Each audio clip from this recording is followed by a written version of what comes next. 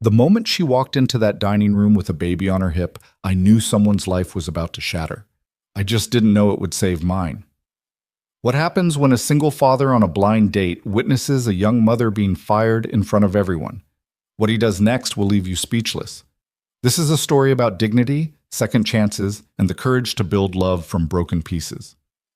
Stay with me until the end. This journey will move you. And please, hit that like button and drop a comment telling me what city you're watching from. I want to see how far this story travels. Now let me take you back to where it all began. Daniel Brooks sat alone at table 17, trying not to check his watch for the third time in 5 minutes. The Sterling Oak Steakhouse hummed with the kind of quiet wealth that made him uncomfortable. Crystal glasses catching candlelight, leather booths the color of old money, servers moving like shadows between tables where conversations never rose above a murmur. He didn't belong here. Not anymore. The reservation had been made by his sister-in-law, Monica, who'd been on a mission to get him back out there ever since he'd mentioned, once in a moment of weakness at a family barbecue, that maybe Avery needed more than just a grieving father who still kept her mother's coffee mug on the counter. That confession had apparently been all Monica needed. Within a week, she'd set up this blind date with a lovely young woman from the hospital auxiliary, someone Monica swore was perfect for someone in your situation. Daniel hated that phrase. Your situation. As if widowhood was a condition that could be treated with the right prescription of forced social interaction and well-meaning setups. He'd almost canceled 3 times. The only reason he was sitting here now, tie feeling like a noose around his neck, was the memory of 7-year-old Avery watching him get ready with those serious dark eyes, so much like her mother's, and saying, "You look nice, Daddy. I hope she's nice too." The weight of that simple hope had gotten him into his truck and across town. Now he was regretting every mile. Around him, Austin's elite class performed their evening rituals. To his left, a couple in their 60s discussed their lake house renovation. To his right, 3 businessmen laughed over scotch that probably cost more than Daniel's truck payment. Everyone looked like they'd been born knowing which fork to use, which wine to order, how to exist in spaces where judgment wore expensive cologne. Daniel ran a hand through his hair, still damp from the shower he'd rushed through after leaving the Lopez job site, and wondered if he should just leave. His date was already 15 minutes late. That had to be a sign, right? The universe telling him this was a mistake, that he should go home, help Avery with her homework, maybe watch that animated movie she'd been asking about all week. He was reaching for his phone to text Monica an excuse when the atmosphere in the restaurant shifted. It was subtle at first, a pause in conversations, heads turning toward the kitchen entrance, the kind of collective attention that precedes either celebrity or catastrophe. Daniel looked up. A young woman had emerged from the kitchen, and everything about her screamed wrong place, wrong time. She was maybe mid-20s, dressed in the black pants and white shirt of the serving staff, but her outfit was disheveled, shirt partially untucked, hair escaping from what had probably been a neat ponytail that morning. But that wasn't what had stopped conversations. On her hip, she carried a toddler, maybe 18 months old, wearing a blue dinosaur shirt and tiny sneakers. The child was crying, that particular pitch of infant distress that seems designed by evolution to pierce through any ambient noise. The woman's face was flushed, her eyes red-rimmed. Even from across the dining room, Daniel could see her hands shaking. Following close behind her was a man in his 50s wearing a suit that probably cost more than Daniel's entire wardrobe. The restaurant manager, Daniel guessed from the way he carried himself. That particular blend of authority and carefully maintained composure. But that composure was cracking. "Lena, this is completely unacceptable." The manager's voice carried across the suddenly quiet dining room. He was trying to keep his tone professional, but fury bled through every syllable. "We've discussed this multiple times." "Mr. Patterson, I'm so sorry." The young woman, Lena, shifted the crying child, trying to soothe him while keeping her voice steady. "My babysitter canceled at the last minute. Her daughter has the flu and I couldn't find anyone else, and I thought if I kept him quiet in the break room, maybe—" "You thought you could bring an infant to one of Austin's premier dining establishments?" Patterson's face was reddening. "During our busiest service?" Every eye in the restaurant was locked on them now. Daniel saw a woman at a nearby table whisper something to her companion. A man in a $1,000 suit shook his head with visible disgust. Lena's arms tightened around her child. I know it's not ideal, but I didn't have a choice. I can't afford to miss a shift, and I thought, what you thought, Patterson interrupted, his voice rising despite his obvious efforts to control it, is that your personal problems are more important than the experience of our guests. Look around, Lena. Do you see any other employees treating this establishment like a daycare? The baby's crying intensified as if he could sense his mother's distress. Lena bounced him gently, tears now openly streaming down her face. Please, Mr. Patterson. Please, I'll work a double tomorrow. I'll take the worst shifts. I'll do anything. I need this job. What you need, Patterson said, his voice now cold enough to frost glass, is to learn professional boundaries. This is a place of business, not a charity. I'm sorry about your circumstances, but I can't run a restaurant this way. The silence in the room was absolute. Even the kitchen noise seemed to have stopped. Daniel's hands clenched around his napkin. He knew what was coming. Everyone in the room knew. You're fired, Lena. Effective immediately. The words hit like a physical blow. Lena actually swayed, and for a moment Daniel thought she might collapse. The baby, sensing something terrible in his mother's stillness, wailed louder. No. The word came out as a whisper. No, please, please, I have rent due. Mr. Patterson, please, I'll never... Security will escort you to collect your things. Patterson was already turning away, his duty discharged, the unpleasantness dealt with. I'm sorry it came to this. But he didn't sound sorry. He sounded relieved. And that's when something in Daniel Brooks broke open. He'd been watching this scene unfold with growing horror, his own discomfort at being in this restaurant transforming into something hotter, sharper. He'd seen the looks on the faces around him, the disgust, the judgment, the way people shifted in their seats as if poverty might be contagious. He'd seen the way they looked at this young woman like she was a problem to be removed, not a person in crisis. And suddenly he was back in a different hospital 3 years ago, being told that his wife hadn't survived the accident. He was back in his kitchen at 2 in the morning, trying to figure out how to tell a 4-year-old that mommy wasn't coming home. He was back in every moment when the world had felt impossible, when he'd been drowning and no one had thrown him a rope because they were too busy maintaining the polite fiction that struggle was a personal failing. Something ancient and fierce rose in his chest, something that had been buried since Sarah died, smothered under responsibility and grief and the sheer exhausting weight of surviving. Daniel stood.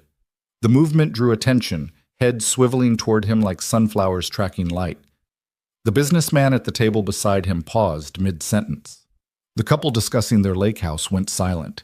Patterson had almost reached the kitchen door. Lena stood frozen in the middle of the dining room, clutching her crying child, looking like she'd been caught in a spotlight she'd never asked for.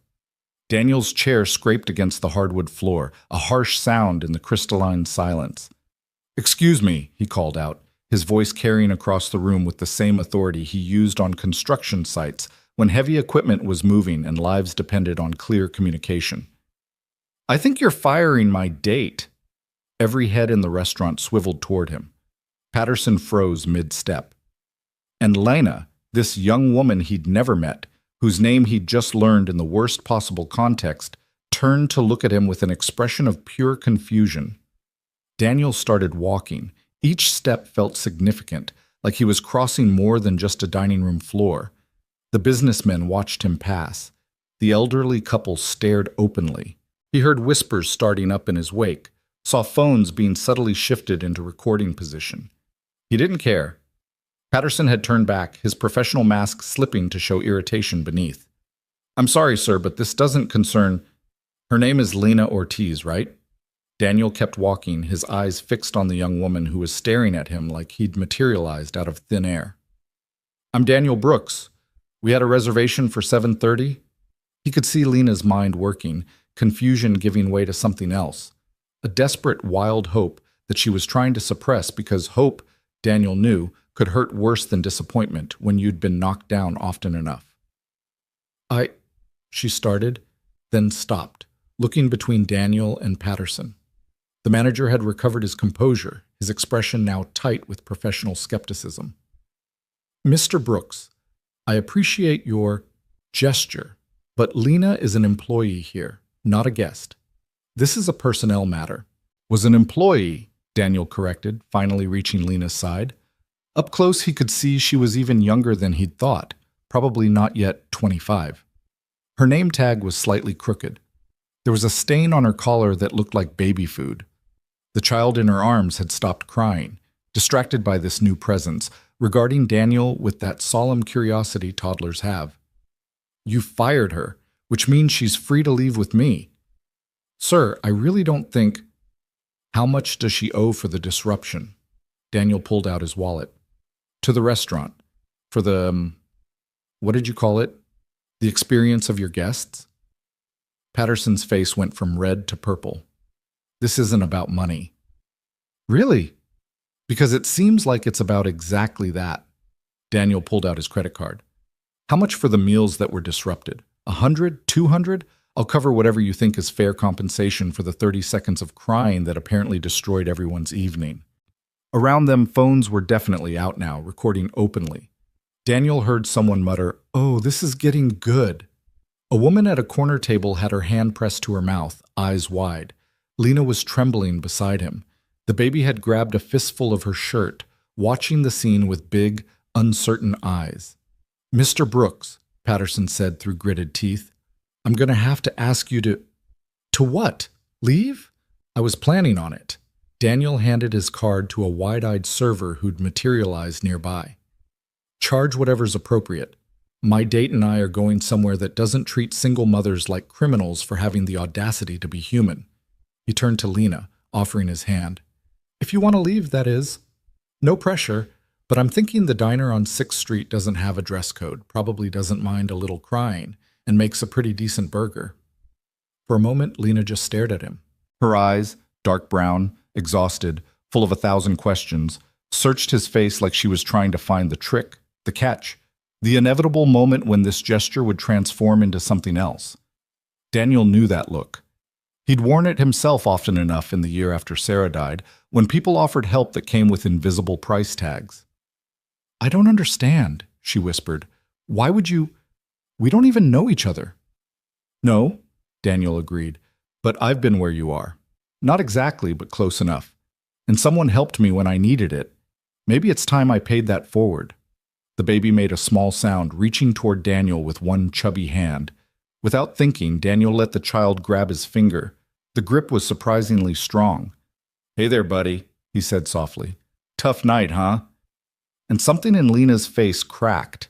That careful wall she'd been holding against the world, the armor you build when you're tired of apologizing for existing. "Okay," she breathed. "Okay, yes. Please, let's go." Daniel turned back to Patterson, who looked like he was trying to decide whether to call security or just let this circus leave his restaurant. "We'll be going now. Thanks for the hospitality."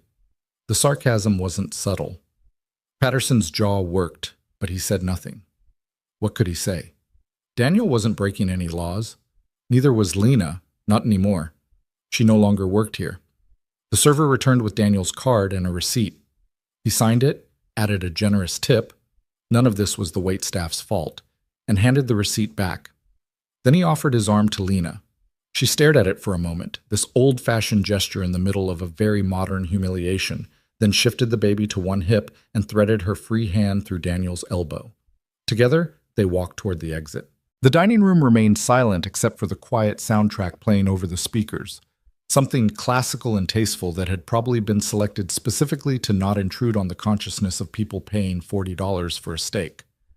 Daniel could feel every eye on them, could sense the phones tracking their progress, could imagine the social media posts already being composed, the hashtags being debated. But Lena held her head high. Her hand on his arm was trembling, but her spine was straight, her shoulders back.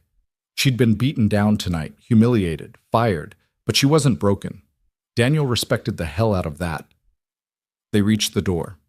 The hostess, a young woman who looked deeply uncomfortable with everything that had just transpired, held it open without a word. The November air hit them like a shock, cool and clean after the recycled atmosphere of the restaurant. The door swung shut behind them, cutting off the silence they left in their wake. And then they were on the sidewalk, Austin's lights spreading out around them, and Lena Ortiz collapsed. Not physically. She didn't fall. but everything she'd been holding together through sheer force of will seemed to give way all at once. Her hand slipped from Daniel's arm. She took 2 steps away from him, still holding her son, and just broke. "Oh God," she gasped. "Oh God, oh God, I just lost my job. How am I going to, rent's due in 4 days. I have $73 in my account, and The baby, sensing his mother's distress, started crying again. Lena bounced him automatically, the motion ingrained from months of practice, but her own tears were falling freely now. "I'm so sorry," she choked out, turning to Daniel. "I'm so sorry. I don't even know you. This isn't your problem. I shouldn't." "Hey." Daniel moved closer, keeping his movement slow and obvious, the way you would with a spooked animal. "Hey, it's okay. You're okay. I'm not okay." The words burst out of her. "I just got fired for being a mother, for not being able to afford a babysitter who doesn't cancel when her own kid gets sick, for being stupid enough to think I could that maybe if I was quiet enough, small enough, I wouldn't bother anyone, and..." She cut herself off, pressing a hand to her mouth, shoulders shaking. Daniel waited. He'd learned in the dark months after Sarah died that sometimes people needed to fall apart before they could come back together, that sometimes the kindest thing you could do was just stand there, be present, not try to fix it or minimize it or rush past it, let the grief exist. After a long moment, Lena's sobs quieted to hitching breaths. The baby had calmed too, resting his head on his mother's shoulder with the fluid acceptance of very young children who trust their caregivers even when those caregivers are visibly struggling. "I'm sorry," Lena said again, wiping her eyes with the back of her hand. "God, you must think I'm a complete disaster." "I think," Daniel said carefully, "that you're a mother who's been dealt a rough hand and is doing everything you can to keep your kids safe and fed. I think you're probably exhausted and scared and doing the best you can with what you've got." Lena looked at him, really looked at him for the first time. Her eyes were red and swollen, mascara smudged beneath them, but there was something sharp and assessing in her gaze now. "Why did you do that?" she asked quietly. "In there. Why would you claim I was your date when you could have just, I don't know, stayed out of it? Let me get fired quietly?" Daniel shrugged. "Didn't seem right. The way they were looking at you, like you'd committed some crime by being human and having responsibilities. But She glanced back at the restaurant, then at him. "Monica set you up, didn't she? Her sister-in-law? I was supposed to meet you. I got the call about the babysitter, and I panicked, and I forgot, and oh God, Monica's going to kill me." Something clicked in Daniel's mind. "Wait, you're the lovely woman from the hospital auxiliary? I volunteer at Dell Children's twice a month." Lena shifted the baby higher on her hip. "Monica coordinates the schedule. She mentioned a few weeks ago that she had a brother-in-law who was..." She stopped, bit her lip. "I'm sorry, that's probably not..." "A widower raising a kid alone?" Daniel finished. "Yeah, that's me. Daniel Brooks, contractor, father to one very opinionated 7-year-old girl who thinks I need to get out more." Despite everything, Lena's mouth twitched in something that might have been a smile if the night hadn't already crushed it. Lena Ortiz, former waitress, mother to one very cranky toddler who has terrible timing. This is Leo. Thought the baby had stuck his fingers in his mouth and was regarding Daniel with that same solemn curiosity. "Hey, Leo," Daniel said. Then to Lena, "Look, I know this whole night has been a disaster, but I meant what I said in there. There's a diner on 6th that makes great burgers, doesn't care if babies cry, and stays open late. And I don't know about you, but I'm starving. Monica made this reservation for 7:30, and I skipped lunch because the Lopez job ran late." Lena stared at him like he'd suggested they fly to the moon. "You want to actually have dinner? After all this?" "Why not? I got dressed up, drove across town, and we were supposed to meet anyway." Daniel checked his watch. "It's not even 8 yet, and unless you've got somewhere else to be..." The question hung in the air between them. Daniel watched emotions flicker across Lena's face, disbelief, suspicion, desperate hope, and finally, a kind of reckless surrender. "I have nowhere else to be," she admitted quietly. "No job to get back to. No babysitter to relieve. Just a studio apartment where the heat's been out for 3 days and my landlord won't return my calls. Then let's get you fed, Daniel said. Both of you, and maybe we can figure out what comes next. Lena looked down at Leo, who had apparently decided Daniel was acceptable and was now reaching for him again with both hands, making that particular sound toddlers make when they want to be held, somewhere between a demand and a question. He likes you, Lena said, surprise clear in her voice. Kids usually do. I think I smell like construction sites and patience. Works on 7-year-olds and apparently 18-month-olds too. Daniel held out his hands in an offering. You want me to take him while we walk? You look exhausted. And there it was again, that moment of assessment, of weighing trust against desperation. Daniel knew what Lena was seeing. A stranger in a rumpled dress shirt and loosened tie, 2 worn boots poking out from beneath dress pants, a man who'd inserted himself into her disaster and was now offering to carry the most precious thing in her world. Every instinct probably told her no, that this was too much, too fast, too strange. But exhaustion, Daniel had learned, has its own arithmetic. Sometimes you're just too tired to fight anymore. Okay, Lena whispered and carefully transferred Leo into Daniel's arms. The toddler settled against Daniel's chest like he'd been designed to fit there, his small head tucking under Daniel's chin. The weight was familiar. Avery had been this size not so long ago, though the years had passed faster than Daniel had ever imagined possible. He's usually shy with strangers, Lena said, wonder touching her voice. He doesn't usually just go to people. Maybe he knows we're on the same team, Daniel suggested. The sleep-deprived single parents trying to figure out club. Lena's laugh was short and sharp but genuine. Is that a club that meets? Only in diners at weird hours and pediatrician waiting rooms, Daniel said. Come on, I'm parked just down the street. They walked in silence for half a block, Lena keeping pace beside him while Leo's breathing gradually evened out against Daniel's shoulder. I can't believe this is happening, Lena finally said. Any of it. This whole night feels like, I don't even know, like someone else's life. Yeah, Daniel agreed. I've had a few of those, nights where everything you thought you knew just tips sideways. When your wife died? The question was direct, unflinching. Daniel appreciated that, the refusal to dance around the edges of grief like most people did, treating his widowerhood like a social landmine to be carefully avoided. Yeah, and after. There were a lot of nights where I'd look around and think, how did I get here? This wasn't the plan. He paused at his truck, a 10-year-old F-150 that had seen better days but ran like a dream. But you figure it out one day at a time, sometimes 1 hour at a time. Lena looked at the truck, then at him. You're really serious about this, about dinner. I don't generally offer to buy people burgers as a joke, Daniel said. Plus, look. He nodded to Leo, who had fully conked out, drooling slightly on Daniel's shoulder. I think Leo's already voted yes. That pulled another small smile from her, though her eyes remained wary.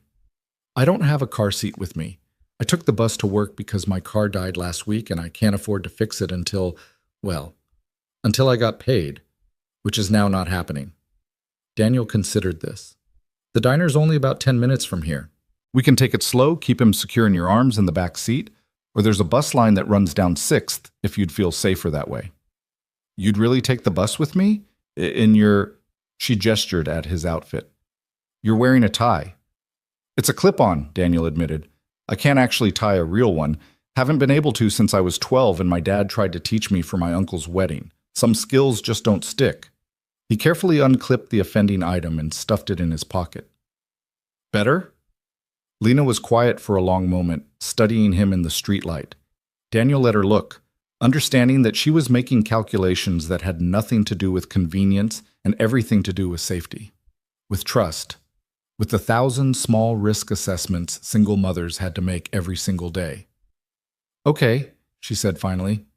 We'll go in your truck, slow, and if Leo wakes up and freaks out, we pull over. Deal. Daniel unlocked the vehicle, noting Lena's eyes tracking every movement as he carefully secured Leo in her arms in the back seat, then helped her with the seatbelt. He left both back doors slightly open until she nodded that she was ready, gave her control over when they were sealed in. Small things. But small things mattered when you were trying to feel safe in an unsafe world. He climbed into the driver's seat, adjusted the mirrors so Lena could see him and he could see her, and started the engine. The radio came on softly, some country station Avery liked. He turned it down lower. "Ready?" he asked. In the mirror, Lena's eyes met his. "Ready." They pulled into Austin's evening traffic, leaving the Sterling Oak Steakhouse and its crystalline judgment behind, heading toward a fluorescent-lit diner where nobody cared if you showed up in work clothes or couture, where crying babies were met with understanding smiles instead of contempt, where the coffee was terrible and plentiful, and the burgers came with fries that could cure a bad day. Neither of them knew it yet, but they were driving toward something that would reshape both their lives, toward honesty and struggle, and the kind of partnership that's built not on rescue but on recognition. But for now, they were just two exhausted parents navigating traffic, with one sleeping toddler and 1,000 unasked questions humming in the air between them. The night was far from over, and the real conversation was about to begin. The Starlight Diner sat on the corner of 6th and Lamar, like it had been there since Austin was still a small town instead of a sprawling tech hub, all chrome trim and neon signs promising breakfast served all day. Through the wide windows, Daniel could see scattered customers. A group of college students hunched over laptops, an elderly couple sharing a piece of pie, a waitress with pink streaks in her hair refilling coffee cups. He pulled into the parking lot and killed the engine. In the back seat, Lena was carefully extracting herself from around Leo, who had remained mercifully asleep through the entire drive. "Let me get the door," Daniel said, climbing out and moving around to help. The November air had gotten cooler, carrying that particular hill country chill that appeared after sunset and disappeared by mid-morning. Lena emerged from the truck with Leo cradled against her shoulder, moving with the practiced efficiency of someone who'd learned to do everything one-handed. Daniel noticed the way she automatically positioned herself between him and the baby. Subtle, instinctive protection. "I probably should have asked earlier," she said as they crossed the parking lot, "but you're not some kind of serial killer, right? Monica vetted you?" Despite the tension of the night, Daniel found himself smiling. "Monica's known me for 12 years. I married her husband's sister. I coach Little League on Saturdays, and I've never gotten a speeding ticket. Best I can offer for references on short notice." "That's actually pretty good," Lena admitted. "Most of my first dates don't include a public firing and grand gesture rescue." "Most of mine don't either. This is new territory for both of us." The diner's warmth hit them as Daniel held the door open, along with the smell of coffee and frying bacon. The pink-haired waitress looked up from behind the counter and smiled. A real smile, not the professional courtesy mask the Sterling Oak staff had worn. "Sit anywhere, hun," she called. "Menus are on the tables." They chose a booth near the back, away from the other customers. Daniel slid into one side while Lena carefully arranged herself and Leo on the opposite bench, positioning the sleeping toddler between her body and the wall. The menus were laminated and slightly sticky, advertising everything from chicken fried steak to Greek salads with the kind of optimistic ambition only diners possessed. Daniel already knew what he wanted. The same thing he always ordered on the rare occasions he ended up here. Mushroom Swiss burger, extra pickles, fries. Lena stared at her menu like it was written in a foreign language. "You okay?" Daniel asked. "I'm trying to calculate what I can afford," she said quietly. "Because I really appreciate this, but I can't let you pay for—" "Lena," Daniel waited until she looked up. "I'm buying you dinner. That's not up for negotiation. You just lost your job because you're a parent. The least I can do is feed you." Her jaw tightened. "I don't need charity." "Good thing this isn't charity then. It's a date. A weird disaster of a date that started in the worst possible way, but Monica set this up and I'm following through.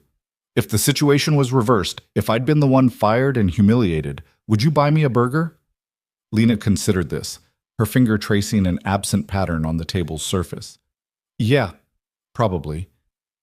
"Then let me do the same. No strings, no debt, no obligation beyond maybe eventually telling Monica this story because she's going to absolutely lose her mind when she finds out what happened." That pulled a genuine laugh from Lena, surprising them both. "Oh God, Monica, she's going to feel so guilty for setting me up at that restaurant." "She picked it because she thought it was impressive," Daniel said. Which, fair enough, it probably is if you like that sort of thing. I felt like I was going to break something expensive just by breathing wrong. I worked there for 8 months and never felt comfortable, Lena admitted. The other servers were nice enough, but the customers, they'd snap their fingers to get your attention. Snap, like you were a dog. She shook her head. The tips were good, though. Better than anywhere else I could get hired without a degree. I thought if I could just tough it out another year, save enough to finish school. She trailed off, staring at the sleeping form of her son. The waitress arrived then, order pad ready. "What can I get you folks?" Daniel ordered his usual. Lena hesitated, then asked for a grilled cheese and tomato soup, the cheapest entree on the menu. Daniel caught her eye. "And the chicken club sandwich," he added, "with the loaded fries for the lady." I said grilled cheese. "You need actual food," Daniel said firmly. "When's the last time you ate a real meal?" Lena opened her mouth to argue, then closed it. "Yesterday morning, I had toast." "Grilled cheese and the chicken club," Daniel confirmed to the waitress, who was trying very hard not to look like she was listening to a domestic dispute. "And bring some crackers if you have them, for when the little guy wakes up." "Sure thing, hun." The waitress collected the menus and disappeared. Lena was glaring at him, but there was no real heat in it. "You're very bossy for a first date."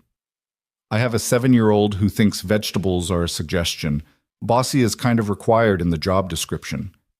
Daniel leaned back against the booth's cracked vinyl. "So, teaching degree?" "Early childhood education. I'm 3 semesters away from finishing." Lena's hand drifted to Leo's back, that constant checking motion all parents did. "I was taking classes at ACC before Leo came along. Then I had to drop out for a year because newborns and coursework don't mix well. I went back part-time last spring, but between tuition and childcare and rent..." She shrugged. "Working at the Sterling Oak was supposed to help me catch up. Clearly that didn't work out." "What made you want to teach?" "My 3rd-grade teacher, Mrs. Chen. I was in foster care at the time. Nothing dramatic. My mom had some substance abuse issues and the state stepped in for a while. I was angry and scared and acting out, and Mrs. Chen she saw past all that. She made me feel like I mattered, like I could be more than my circumstances." Lena's voice softened. "I want to do that for other kids. Be the person who sees them." Daniel nodded slowly. "That's a good reason." "What about you? How does someone become a contractor?" "Necessity, mostly. I was working construction to pay for college, figured I'd get an engineering degree, maybe design buildings instead of making them. Then Sarah got pregnant with Avery, and priorities shifted. The construction work paid better than anything else I was qualified for, and I was pretty good at it." He traced a finger through the condensation on his water glass. "After Sarah died, I couldn't keep working for someone else. Couldn't handle a boss telling me I couldn't leave when Avery's school called, or that grief wasn't a good enough reason to miss a deadline. So I got licensed, started my own company. It's small, just me and 2 guys I hire for the bigger jobs. But it's mine. I set the hours. If Avery needs me, I go." "That must be hard, running a business alone with a kid." "Some days are worse than others, but we figure it out." Daniel paused. "Sarah's parents help when they can. Monica and her husband take Avery sometimes. There's a whole network of people who showed up after the funeral and just stayed. I didn't ask for it, didn't know how to accept it at first, but they wore me down." Lena was quiet for a moment. "I don't have that. A network. Leo's father bailed when I was 4 months pregnant. My mom's been clean for 3 years now, which is great, but she's in Corpus Christi working at a hotel and barely keeping her own head above water. I've got one friend from high school who babysits when she can, but she's got 3 kids of her own and works nights at HEB. She looked down at her hands. It's just us. Me and Leo. We're all we've got." The loneliness in those words hit Daniel square in the chest. He knew that isolation, had lived in it for months after Sarah died when everyone's casseroles ran out and the condolence calls stopped coming. But he'd had family, had resources, had a house that was paid off, and savings that could buffer him through the worst of it. Lena had none of that. Just herself and an 18-month-old and $73 in her bank account. "What's your plan?" he asked. "For tomorrow, next week." Lena laughed, bitter and sharp. "Plan? I'm going to wake up tomorrow and apply to every restaurant, retail store, and cleaning service in Austin. I'm going to beg my landlord for an extension on rent. I'm going to hope the food bank is open and that Leo doesn't get sick because I can't afford the copay at the clinic. She met his eyes. That's my plan. Survival. Same as it's been since the day Leo was born. The waitress returned with their food, setting plates down with the kind of practiced efficiency that came from years of navigating emotional conversations in booth seating. The chicken club was huge, overflowing with bacon and tomato. The grilled cheese sat beside it, smaller but golden and perfect. Anything else right now? The waitress asked. We're good, Daniel said. Thanks. They ate in silence for a few minutes. Daniel watched Lena take small, careful bites of the grilled cheese, like she was rationing it, before he pushed the loaded fries toward her side of the table. Eat, he said. Please, you're going to need energy for all that applying tomorrow. Lena stared at the fries, then at him. Why are you being so nice to me? Why wouldn't I be? Because people aren't. Not usually, not without wanting something. She picked up a fry, examining it like it might contain hidden obligations. In my experience, kindness comes with price tags. Daniel set down his burger. 3 years ago, about a month after Sarah died, I was at the grocery store with Avery. She was 4 and having a complete meltdown in the cereal aisle because I'd picked the wrong box. Apparently there's a difference between regular Cheerios and Honey Nut Cheerios that is extremely important to 4-year-olds. I was exhausted, barely holding it together, trying not to cry in public. And this older woman, complete stranger, she came over and she said, Honey, you look like you could use a break. Then she just started talking to Avery about the cereals, asking her opinion, turning the whole thing into a game. 5 minutes later, Avery was calm. We had the right cereal, and I hadn't had a breakdown in the middle of H-E-B. He took a sip of water. I tried to thank the woman and she said, Someone helped me when my husband died and I had 3 kids under 5. Just pass it on when you can. Then she left. I never even got her name. Lena was very still, a French fry halfway to her mouth. I don't have an agenda here, Daniel continued. I'm not trying to get anything from you. I saw someone having the worst night of their life, and I had the ability to make it slightly less terrible. That's it. That's the whole story. And if I can't pay it forward, if I stay broke and struggling and barely making it, then you stay broke and struggling and barely making it, and maybe someday when you're in a better place, you help someone else. Or maybe you don't. Maybe you've got too much on your plate, and that's okay too. He picked up his burger again. There's no test here, Lena. No expectations. Just dinner. She studied him for a long moment, something shifting in her expression, guard coming down, walls lowering inch by careful inch. Then she ate the French fry, and then another, and soon she was pulling the chicken club toward herself and taking a real bite, not rationing anymore. They ate, and slowly, conversation found its footing. Lena told him about Leo's obsession with trucks, how he'd point at every vehicle on the street and make engine noises. Daniel told her about Avery's current phase of only wearing purple, which meant laundry had become a negotiation about whether her 2 purple shirts were clean enough for another wearing. She told him about her disastrous attempt to make homemade baby food that had somehow resulted in sweet potato on the ceiling. He told her about the time he'd let Avery help paint her bedroom, and they'd both ended up covered in more paint than the walls. Small stories, parent stories, the kind of mundane details that made up a life.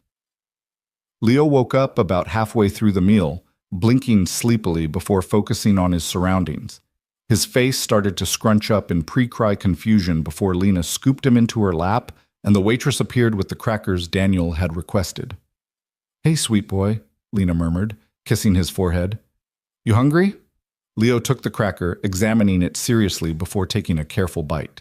His eyes landed on Daniel, and he stared, processing this new person with the kind of intense focus toddlers bring to everything. That's Daniel, Lena said. Can you say hi? Leo stuck the cracker in his mouth and waved one hand, a gesture that might have been greeting or dismissal. He's not big on strangers usually, Lena said, but he seems okay with you. Animals and small children trust me. It's adults I have trouble with. Daniel pulled a funny face at Leo, crossing his eyes. The toddler giggled, a sound like bells. There we go. I won Avery over the same way. Turns out dignity is overrated when you're trying to make a kid laugh. They finished eating while Leo worked through his crackers, occasionally offering soggy pieces to his mother with the generosity of someone who believed in sharing food. The diner hummed around them, dishes clattering, conversations rising and falling, the jukebox in the corner playing something twangy and old. It felt normal, comfortable, like they'd been doing this for years instead of hours. When the check came, Daniel paid it over Lena's protests. The waitress brought back his card with a smile and pocketed the tip with a quiet, "You folks have a good night now." Outside, the temperature had dropped further. Lena shivered in her thin work shirt, pulling Leo closer. Daniel shrugged out of his jacket without thinking and draped it over her shoulders. "I can't." "You can, and you will. It's November, and you're in short sleeves." He unlocked the truck. "Where am I taking you? Home?" Lena's face did something complicated. "I live over in Riverside. The apartment's off Burton Drive. The ones with the broken sign out front." Daniel knew the complex. He'd done some repair work for the property management company a few years back before they'd decided his quotes were too expensive and hired someone cheaper. The buildings were run down, the kind of place where maintenance requests went unanswered and security deposits never got returned. "That's a rough area," he said carefully. "It's what I can afford. Barely." Lena was looking anywhere but at him. "I know it's not great, but the bus line runs nearby and there's a playground where Leo can play during the day." Daniel made a decision that probably qualified as overstepping, but felt necessary anyway. "It's after 9. Let me drive you home. Make sure you get inside safe." "You don't have to." "I know I don't have to. I want to. Humor me?" Lena sighed, but climbed into the back seat with Leo. "Fine, but just to the door. I don't need you seeing inside or anything." The drive to Riverside took 20 minutes through Austin's nighttime traffic. Daniel kept the radio low, playing a soft rock station that filled the silence without demanding attention. In the back seat, Lena was quiet, probably doing the math on her situation, adding up impossible numbers and coming up short. The apartment complex was worse than Daniel remembered. Half the exterior lights were out, casting long shadows across cracked asphalt. A shopping cart sat abandoned near the dumpsters. Someone had spray-painted something on the building's side, though the words were too faded to read. "It's the second building," Lena said quietly. "Third floor. You can just drop us at the stairs." Daniel pulled up to the building, but didn't unlock the doors immediately. "Lena, can I ask you something?" She tensed. "What?" "When's your rent due?" 4 days. "Why? How much are you short?" Her hands tightened around Leo. "I'm not taking money from you." "That's not what I asked." "Daniel, how much?" She was quiet for so long he thought she wouldn't answer. Then, barely audible, $600. "I have first months and the deposit saved for a cheaper place, but I can't move until next month because everywhere requires notice, and I was waiting for my next paycheck to give it." A bitter laugh. "Which is now not coming." $600. Daniel's entire profit margin on the Lopez job. Money he'd been planning to use to replace his work boots and maybe take Avery to that trampoline park she'd been asking about. But there was a woman in his truck who'd just lost everything because she'd had the audacity to be a mother. There was an 18-month-old who didn't understand why mommy was scared. There was a choice that wasn't really a choice at all. "I'll write you a check," he said. "No." "Lena, no." Her voice was hard now, sharp with pride and pain. "I don't know you. We had one dinner. You can't just... People don't just give $600 to strangers." "I'm not a stranger anymore. We've shared terrible restaurant experiences and diner food. That's practically friendship."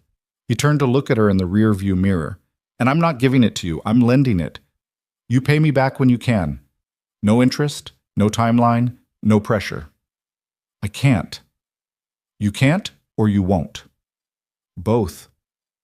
Lena's eyes were bright with unshed tears. "You don't understand. If I take money from you, that makes me someone who takes money from men I barely know. That makes me desperate and weak and—" "It makes you human," Daniel interrupted. "It makes you someone who's been backed into a corner and is accepting help from someone who can afford to give it. That's not weakness. That's survival." "Easy for you to say. You're not the one accepting charity." "You're right. But I am the one who's been in a position where pride almost cost me everything. Daniel's voice softened. 6 months after Sarah died, I ran out of money. Just completely tapped out. Funeral costs, hospital bills, taking time off work. It all added up. I had a house payment due and about $30 in checking, and Sarah's dad offered to help, and I said no. Because taking money meant I'd failed, meant I couldn't provide for my daughter on my own. He paused, remembering that awful conversation in his kitchen, the way shame had tasted like copper. You know what my father-in-law said? He said, Daniel, there's no nobility in drowning when someone's offering you a rope. Take the help, get back on your feet, and someday help someone else. That's how family works. That's how community works. We catch each other. Lena was crying now, silent tears tracking down her cheeks while Leo dozed against her shoulder, oblivious. I'm not asking you to be grateful or indebted or anything else, Daniel continued. I'm offering you a rope. That's all. A chance to keep your apartment, keep Leo safe, keep moving forward. You don't owe me anything except the money itself, whenever you can manage it. Could be next month, could be next year. I don't care. Why would you do this? Why would you risk $600 on someone you just met? Because 3 years ago, someone helped me when I needed it. Because I was where you are. Maybe not exactly, but close enough. Because I have a daughter who's warm and fed tonight, and you have a son who deserves the same security, and I can make that happen. He met her eyes in the mirror. And because if our situations were reversed, I think you'd do the same for me. Lena pressed a hand to her mouth, shoulders shaking with silent sobs. Leo stirred against her, making a small sound of concern, and she immediately pulled herself together, wiping her eyes and making soothing noises. Okay, she whispered finally. Okay, but I'm paying you back, every cent. I don't care how long it takes. Deal. Daniel pulled out his wallet, extracting a business card and a pen. He wrote his cell number on the back. This has my office number and my cell. I'll bring you a check tomorrow. Is early afternoon okay? Around 1? I'll be here. Applying to jobs. She took the card, staring at it like it might vanish. Daniel, I don't know how to thank you. Don't thank me. Just keep going, keep fighting for Leo, for yourself, for that teaching degree. That's all I want. She nodded, unable to speak. Daniel unlocked the doors, and Lena climbed out with Leo, Daniel's jacket still draped over her shoulders. She turned back, silhouetted against the building's failing lights. Monica was right, she said. You are a good man. Monica talks too much, Daniel replied, but he smiled. Go on, get inside. Text me that you made it okay. I don't have your number. It's on the card, save it. Lena looked at the card again, then at him, then nodded. She headed for the stairs, climbing carefully while balancing Leo. Daniel waited, watching until she reached the third-floor landing and disappeared into what he assumed was her apartment. A few minutes later, his phone buzzed. Unknown number, we're inside. Thank you for everything. Daniel saved the contact, Lena Ortiz, and pulled out of the parking lot, heading back across town to the small house in Hyde Park, where Avery would be asleep in her purple-painted room, watched over by Monica, who'd probably fallen asleep on the couch, waiting for him to come home and report on the date. He had a lot to tell her. But as he drove through Austin's night, Daniel wasn't thinking about explanations or justifications. He was thinking about the look on Lena's face when she'd realized he was serious about helping. The way she'd held herself together through everything, the humiliation, the firing, the fear, until she'd finally let herself break in the safety of his truck. He was thinking about Leo's small hand waving at him, about crackers shared and stories told over diner food, about the strange alchemy that happens when two people who should be strangers recognize something essential in each other. He was thinking that maybe Monica had been right to set up this date after all, just not in the way anyone expected. Monica was indeed asleep on the couch when Daniel got home, but she woke the instant his key turned in the lock. She sat up, pushing her dark hair out of her face, blinking in the lamplight. Well, she said, before he'd even closed the door. How was it? Did you like her? Did she like you? Please tell me you didn't spend the whole night talking about construction materials. Daniel hung his keys on the hook by the door and kicked off his boots. I got her fired, took her to a diner, and loaned her $600 for rent, so I'd say it went differently than you planned. Monica's mouth fell open. You what? Over the next 20 minutes, Daniel told her everything while she sat on his couch making increasingly dramatic expressions of shock and sympathy. When he finished, she was crying. That poor girl, she whispered. I had no idea things were that bad for her. She always seemed so put together at the hospital, so capable. I never thought... She stopped, wiping her eyes. You did a good thing, Daniel. Sarah would be proud. The mention of his late wife sent the familiar ache through Daniel's chest, but it was gentler now than it had been. 3 years had dulled the sharpest edges of grief, left him with something he could carry instead of something that crushed him. I don't know about that, he said. I just did what felt right. That's exactly what Sarah would have done. Monica stood, gathering her purse and jacket. Tom's probably wondering where I am, but Daniel? Don't let this girl disappear. She needs people, and I think maybe you need people too. After she left, Daniel checked on Avery, who was sprawled across her bed in purple pajamas, her dark hair fanned across the pillow. She looked so much like Sarah in that moment that Daniel had to lean against the doorframe and just breathe through it. 7 years old, growing up so fast. Soon she'd be a teenager, then an adult, and these moments of her being small enough to tuck in would be gone forever. He pulled her blanket up, kissed her forehead, and went to his own room where sleep didn't come for a long time. The next afternoon, Daniel showed up at Lena's apartment complex at exactly 1 o'clock, check in hand. He'd spent the morning on the Lopez job finishing up the deck repairs, his mind only half on the work.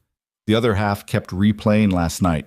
Lena's face when she'd been fired, the weight of Leo in his arms, the desperate pride in her voice when she'd tried to refuse help.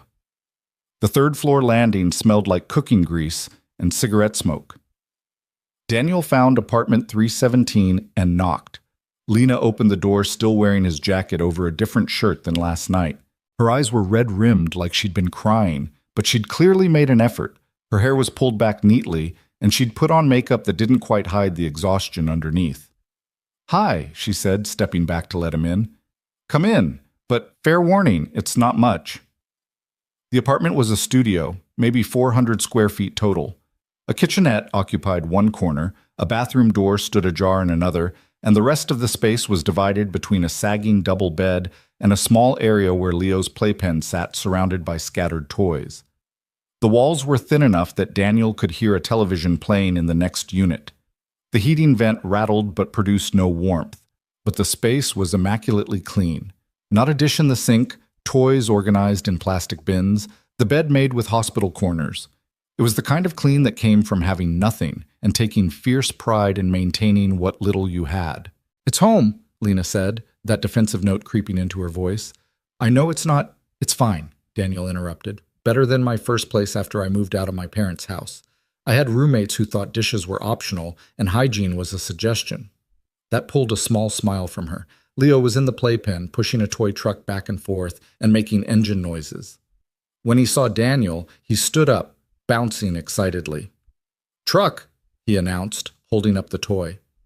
"That's a good truck," Daniel agreed, moving closer. "Does it go fast?" Leo nodded seriously and demonstrated by pushing the truck across the playpen floor with enough force to crash it into the opposite side. Then he laughed, delighted by the destruction. "He's been doing that all morning," Lena said. "Everything is a truck. The remote is a truck. His banana at breakfast was a truck. I'm raising a very specific kind of weirdo." Avery went through a phase where everything was a princess.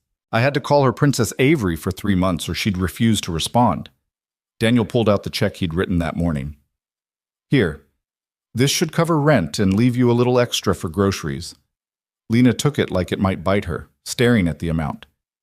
"It's for $700. You need to eat, so does Leo." "Daniel, Lena."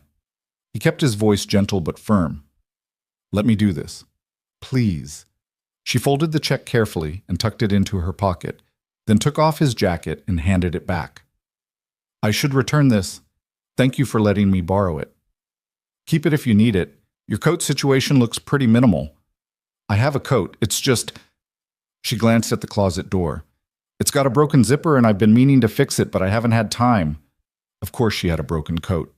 Daniel added that to the growing list of things about Lena's situation that made him want to fix something, anything. "Listen, he said, an idea forming that was probably overstepping but felt right anyway.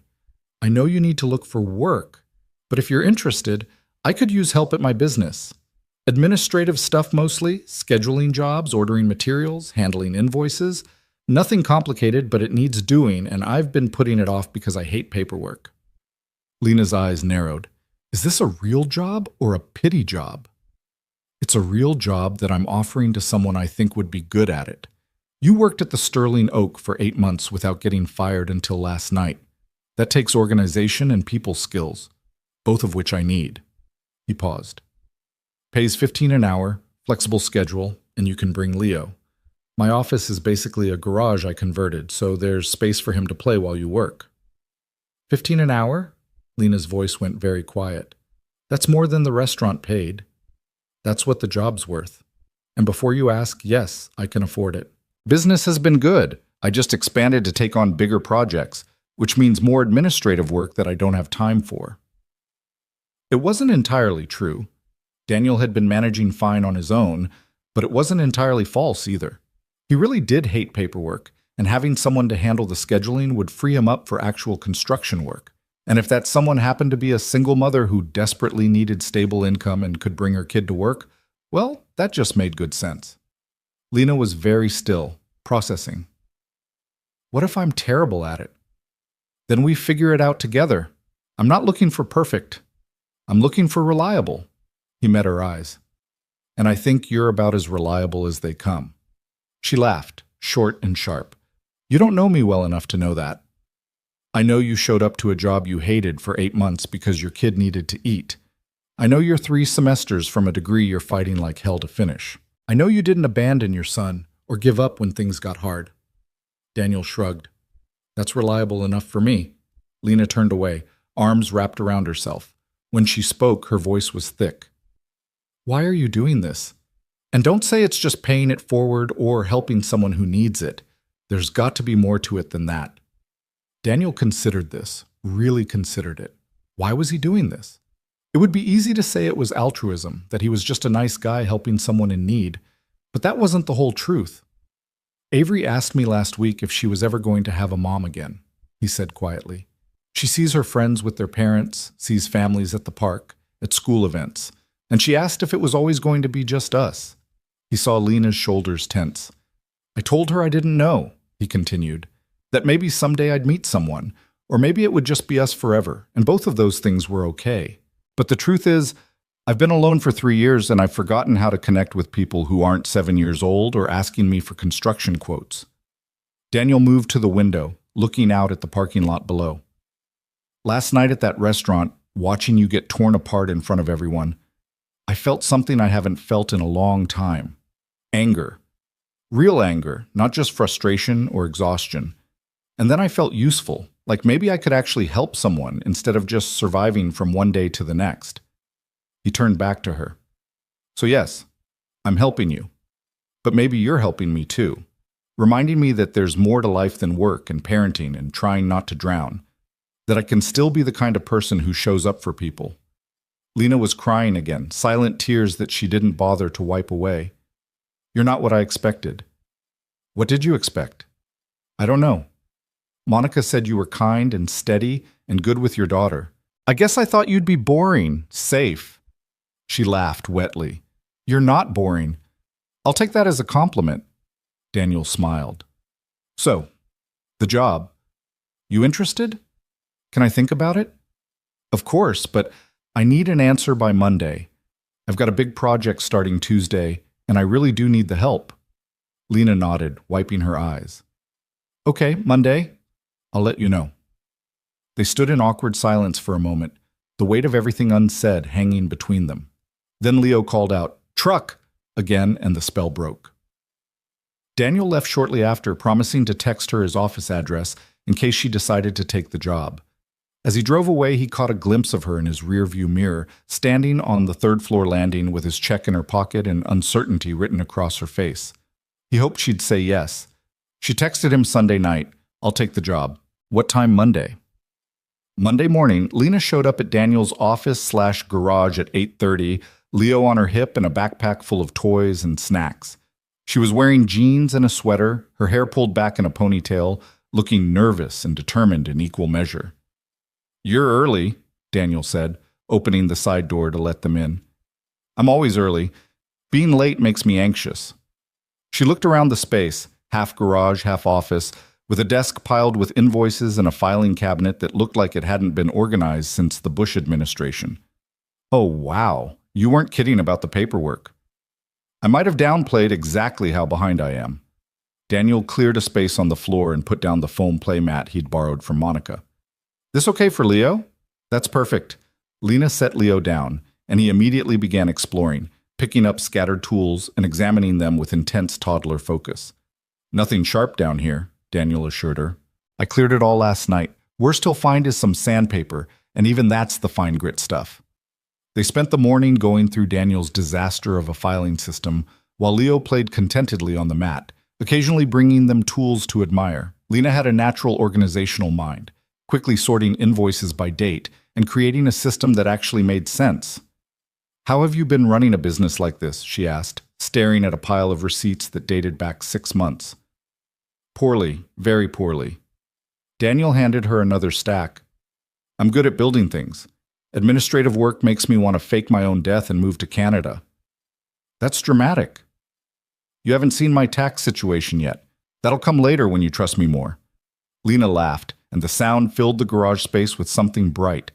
Leo looked up at his mother's laughter and grinned, showing his tiny teeth. They fell into an easy rhythm. Lena worked through the paperwork while Daniel explained his current projects and upcoming jobs. She asked smart questions about scheduling and materials, making notes in a spiral notebook she'd brought.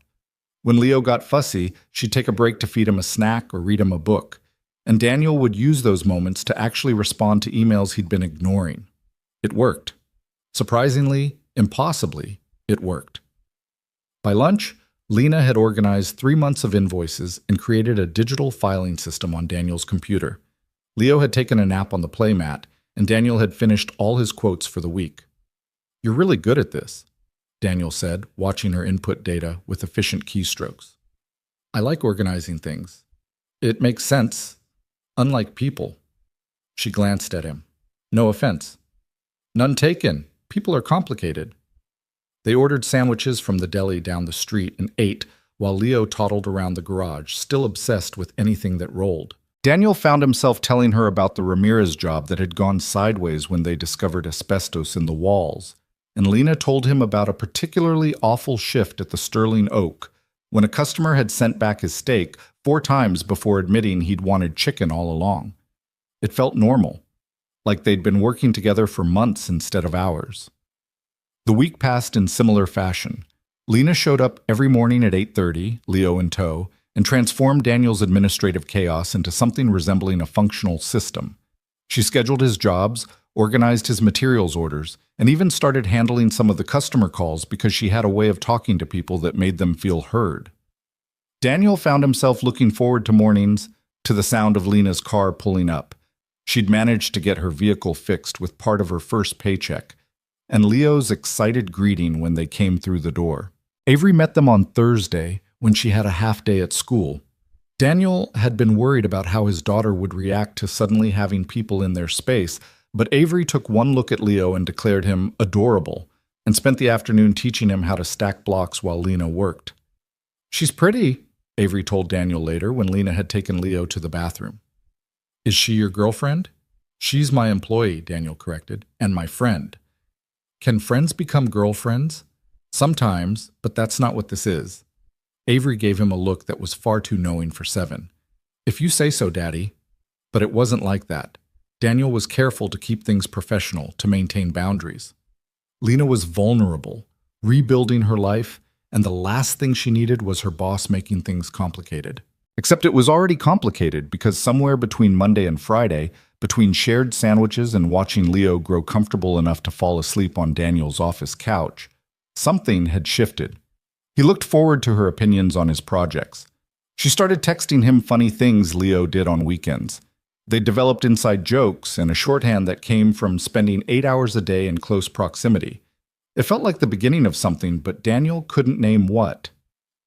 Then Saturday happened. Daniel had taken Avery to the park near Zilker, the one with the good playground and the trail around the lake. They'd been there about an hour when he spotted Lena and Leo near the swings.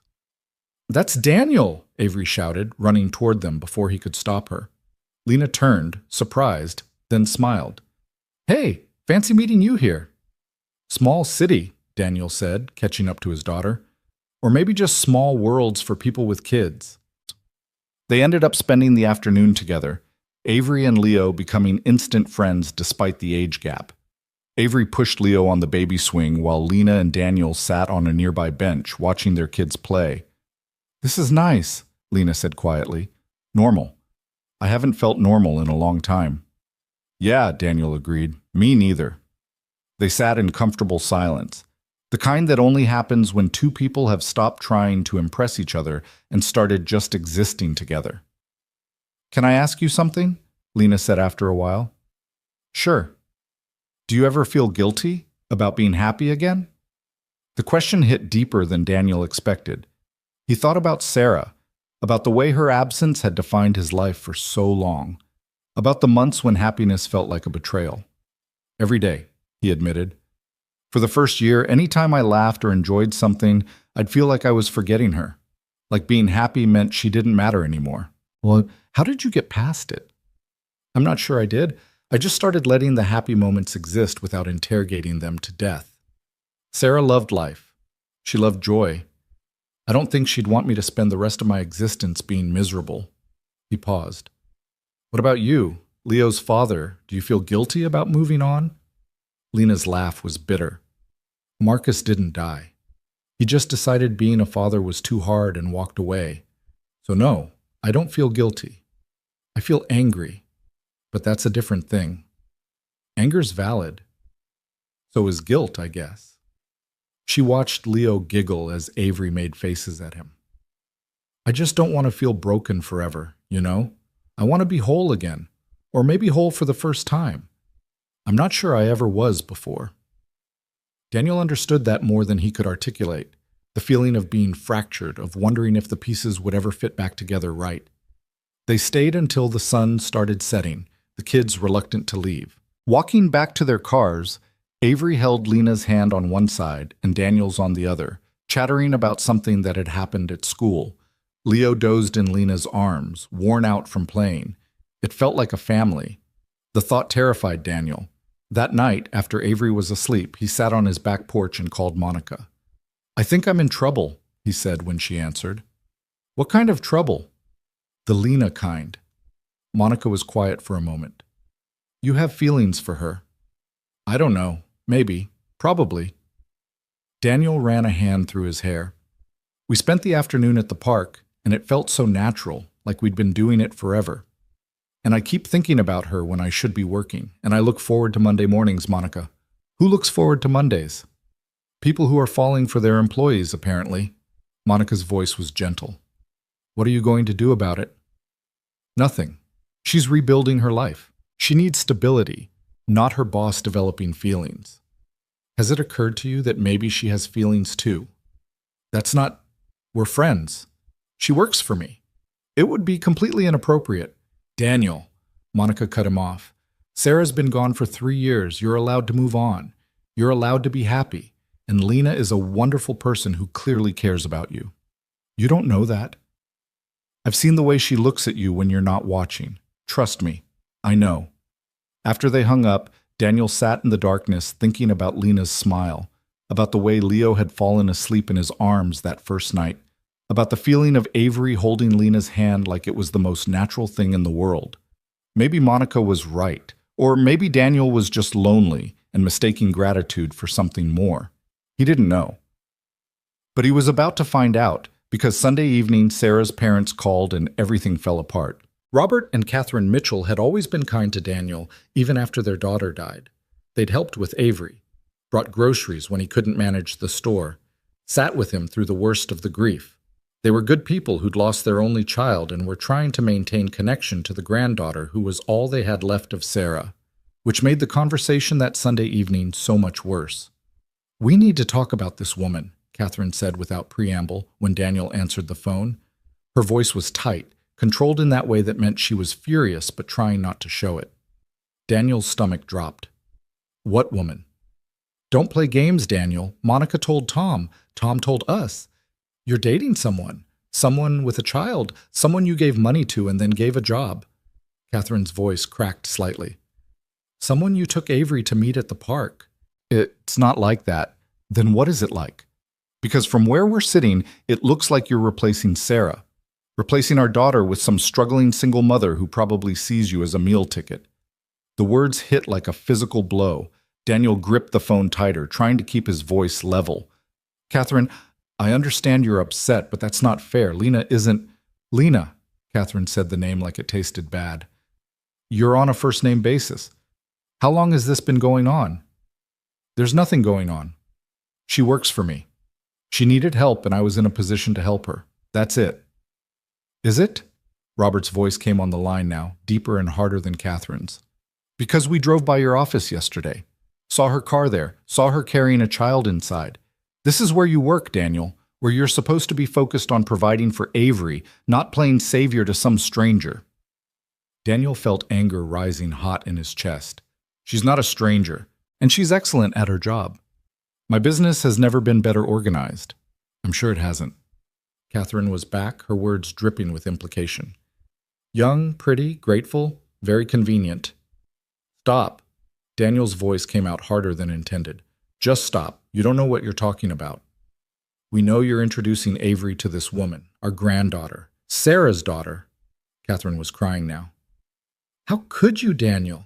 It's only been 3 years. 3 years and you're already moving on like Sarah never mattered. That's not what's happening. Then what is happening? Robert demanded.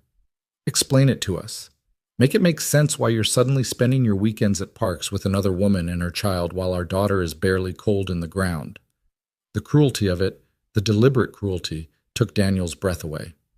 She's been gone 3 years, Robert.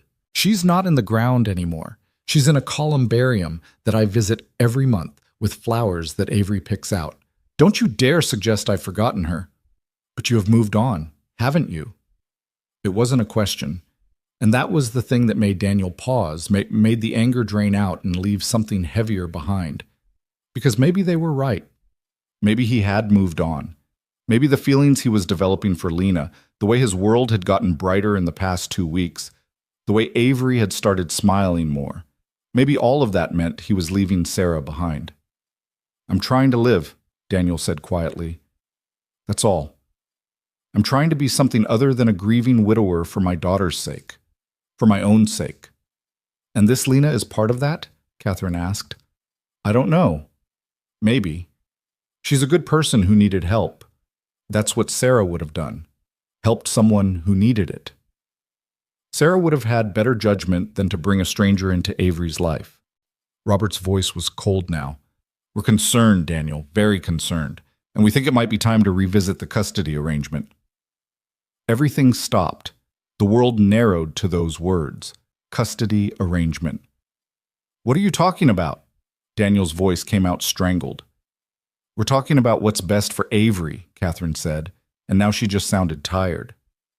You're clearly going through something, making questionable decisions. We think perhaps Avery should spend more time with us while you sort yourself out. You're threatening to take my daughter. The words felt unreal even as Daniel said them. We're suggesting a temporary adjustment for Avery's well-being.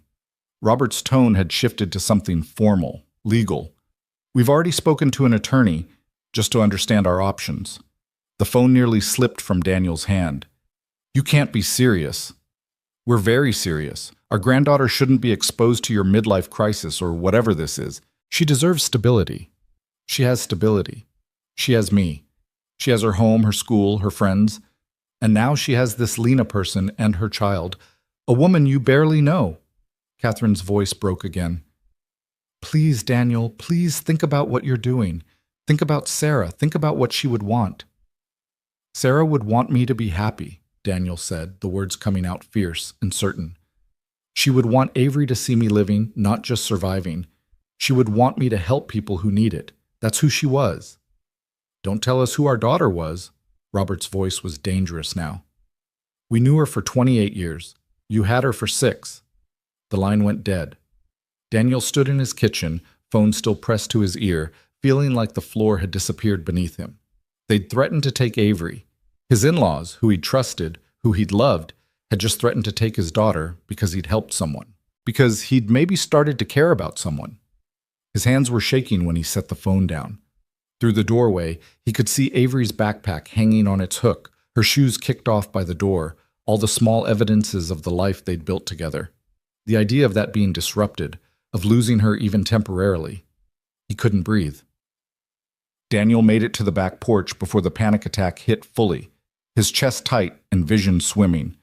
He gripped the railing and forced himself to count breaths the way the grief counselor had taught him 3 years ago.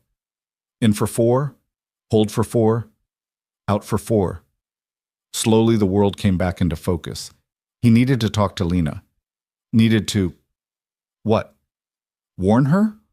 Apologize? He didn't even know. But this affected her too, whether she knew it or not. If Sarah's parents were going to make trouble, Lena deserved to know. Daniel pulled out his phone and texted, "Can we talk?" Something came up. The response came almost immediately. "Is everything okay?" "Not really. Can I call you?" His phone rang 10 seconds later. "What happened?" Lena's voice was tight with concern. Daniel told her everything. The conversation with Catherine and Robert, the accusations, the threat about custody. As he talked, he heard Lena's breathing change, heard the moment she understood what this meant. "They think I'm using you," she said when he finished. "They think I'm some kind of gold digger. They don't know you. They're just scared and grieving and looking for someone to blame. They're blaming me for you moving on." Lena's voice went very quiet. "This is my fault. I shouldn't have taken the job, shouldn't have. We shouldn't have gone to the park together. I've made everything complicated." "No," Daniel said it firmly. "This is not your fault. You didn't do anything wrong. I'm the one who offered you the job, who suggested the park. You were just living your life. A life that's now threatening your custody of your daughter." He heard something rustling on her end, movement. "I should quit, distance myself. If I'm not around, they can't use me against you." "Lena, don't. What else am I supposed to do, Daniel? Let you lose Avery because you were kind to me? I can't. I won't be responsible for that. You're not responsible. They are. They're the ones making threats." But even as he said it, Daniel felt the trap closing. Because Lena was right. The easiest solution, the one that would make all this go away, was for her to leave. To take the job and the friendship and whatever else was developing between them and just disappear. The thought of it made something in his chest crack. "I need to think," Lena said. "I need to... I'm going to go. I'm sorry, Daniel. I'm so sorry." "Wait." But she'd already hung up. Daniel tried calling back 3 times. Every call went to voicemail. He texted, "Please don't do anything rash, let's talk about this," but got no response. He barely slept that night, his mind running through scenarios. Lawyers and custody battles, and Avery being torn between families. Lena disappearing from their lives, taking Leo with her, leaving a gap that Daniel hadn't even known existed 2 weeks ago. Monday morning, Lena didn't show up at 8:30. By 9, Daniel was pacing. By 9:30, he was calling her phone again. Still voicemail. At 10, he broke down and drove to her apartment. The building looked even more depressing in daylight, all its flaws visible without the forgiving cover of darkness. Daniel took the stairs 2 at a time, his heart hammering. He knocked on 317. No answer. Knocked again. Harder. "Lena? It's Daniel. Please, if you're in there, just talk to me." The door to 319 opened and an elderly woman poked her head out. "You looking for the girl with the baby?" "Yes.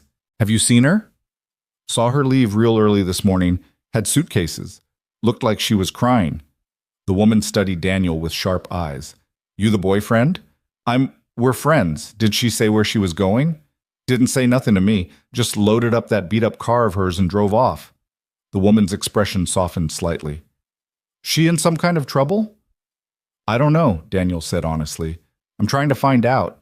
He tried Lena's phone again from the parking lot. This time, it didn't even ring, just went straight to voicemail like it had been turned off.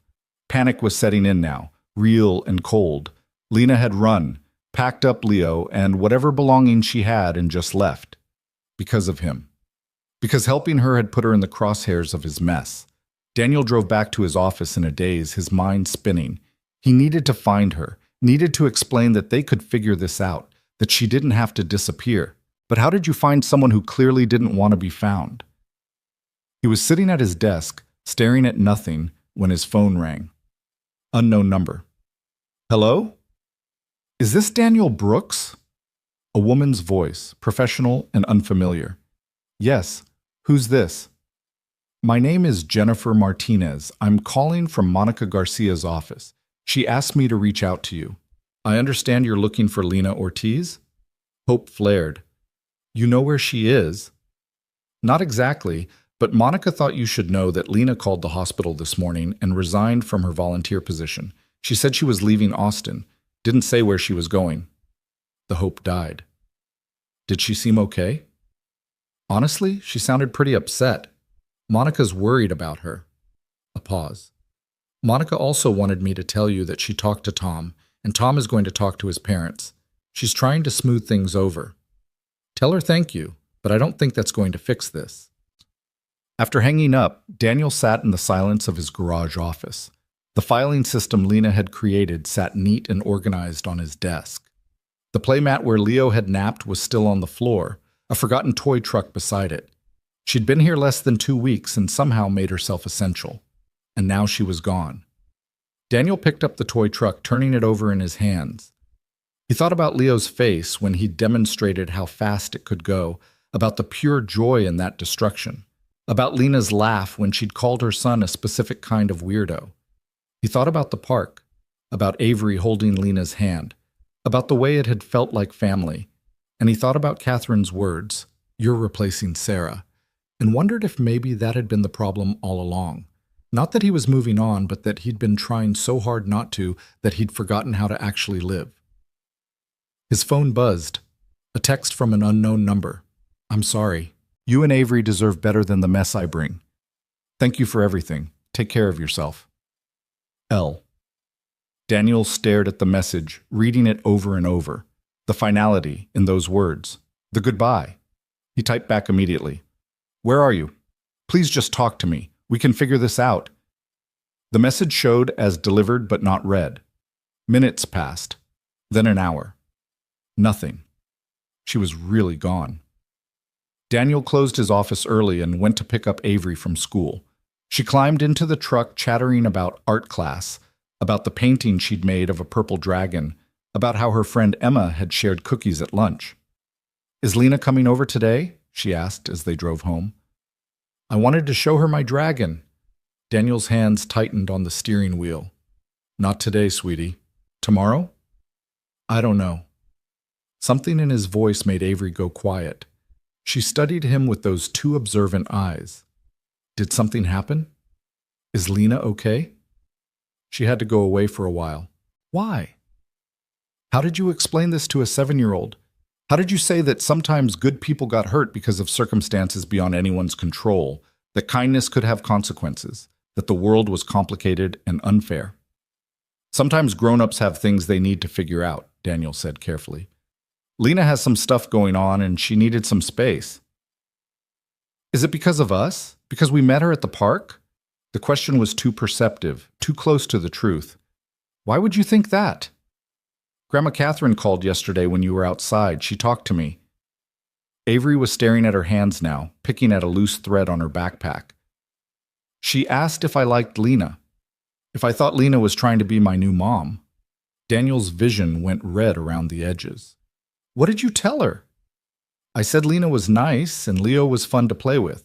I said she wasn't trying to be my mom. She was just your friend. Avery's voice got smaller. Did I say something wrong? No, baby. You said exactly the right thing. Daniel pulled into their driveway and turned to face his daughter.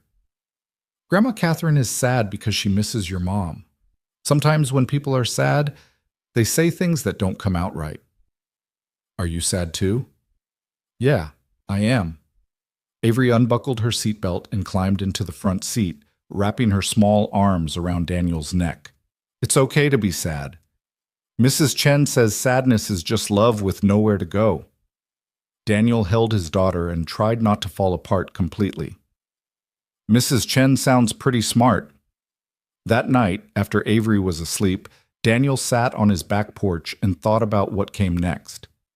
He could fight his in-laws if they really tried for custody, could probably win given that he was Avery's father and had been her primary caregiver for 3 years. But the fight itself would damage things, would hurt everyone involved. Or he could try to smooth things over, reassure Catherine and Robert that nothing was changing, that he wasn't replacing Sarah. Could promise to keep his distance from Lena, to focus solely on Avery and work. Could go back to surviving instead of living. The thought made him sick. Daniel pulled out his phone and opened his messages with Lena. The last one still showed as delivered but unread. He typed anyway. I don't know if you're reading these, but I need you to know something. Meeting you wasn't a mistake. Helping you wasn't a mistake. The past 2 weeks haven't been a mistake. You didn't make my life complicated. You made it better. You made it feel like there was more to existence than just getting through the day. He paused, then kept typing. My in-laws are wrong about you. They're scared and hurting, and they lashed out. But that doesn't make what they said true. You're not using me. You're not a burden.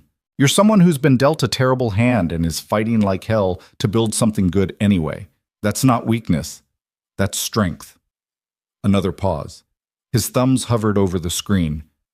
I miss you. Avery misses you. And I know you're trying to protect us by leaving, but running doesn't solve anything. It just means we're all alone in our separate corners instead of figuring this out together. He hit send before he could overthink it. The message showed as delivered. Minutes passed, then hours. Daniel fell asleep on the couch, waiting for a response that never came. Tuesday morning brought a text from Monica. Tom talked to his parents. They're willing to back off the custody thing if you promise to be more careful about who you introduce to Avery. I told them they were being ridiculous, but it's the best I could do. Daniel stared at the message. Be more careful. Code for stay away from Lena. His phone rang. Robert Mitchell. Daniel. The older man's voice was stiff. Catherine and I have been talking. We may have overreacted Sunday night. May have? We're worried about Avery. You understand that. I do, but threatening to take her wasn't the answer. No, it wasn't. Robert sighed, and suddenly he sounded every one of his 68 years. We miss Sarah, every day, and watching you move forward feels like losing her all over again. I'm not trying to erase her. I know that. Intellectually, I know that, but the heart doesn't always listen to the head. A long pause. If you want to see this Lena person, that's your business. We shouldn't have interfered. But please, be careful with Avery. She's already lost one parent. She can't handle losing another. I would never hurt Avery. I know, I'm sorry we suggested otherwise. Robert cleared his throat. Catherine wants to talk to you. Can we come by this weekend? Yeah, that's fine. After they hung up, Daniel sat with the phone in his hand. His in-laws were backing down. The crisis was over. He could breathe again. Except Lena was still gone. And without her, the victory felt hollow.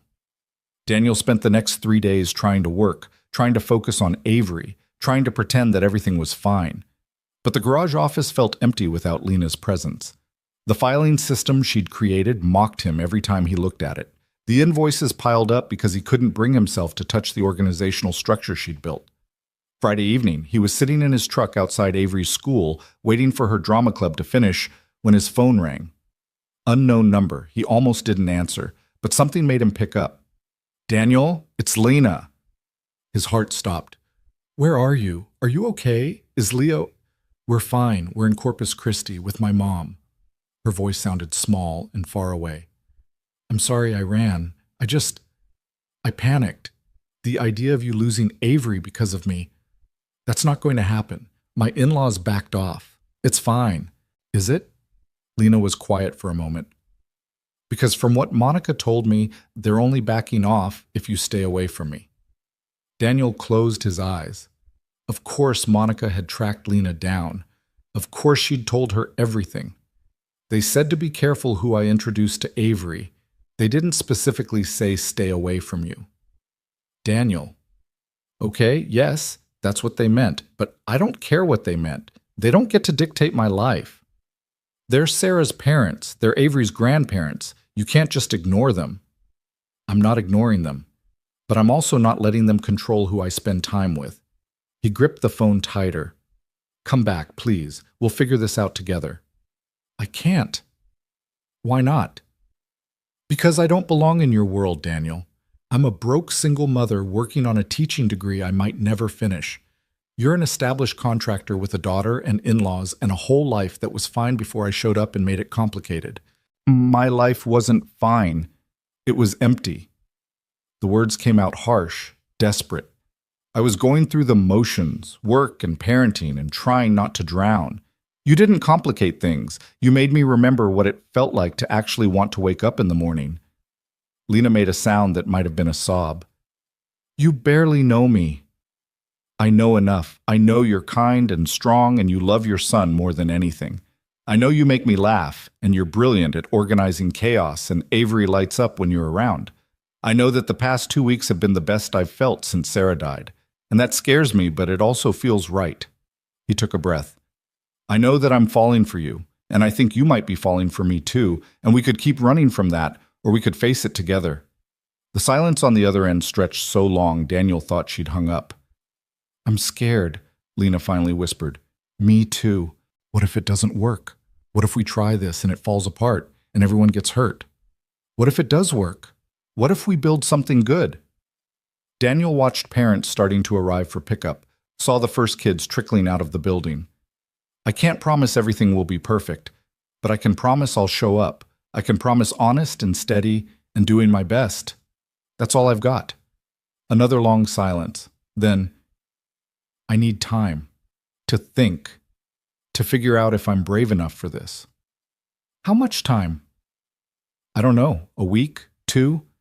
I need to make sure I'm doing this for the right reasons, not just because I'm desperate and you're kind and I'm so tired of being alone. It wasn't the answer Daniel wanted, but it was honest, and he could respect honest. Okay, take your time. But Lena, I'm not going anywhere. Whenever you're ready, I'm here. Thank you, she breathed, for everything. For seeing me when I felt invisible. For helping when you didn't have to. For making me believe I might deserve good things. You do deserve good things, Daniel said fiercely. Never doubt that. They said goodbye, and Daniel sat in his truck feeling like he'd just run a marathon. She hadn't said yes, but she hadn't said no either. She'd asked for time, and that was something he could give. Avery emerged from the building then, waving when she spotted the truck.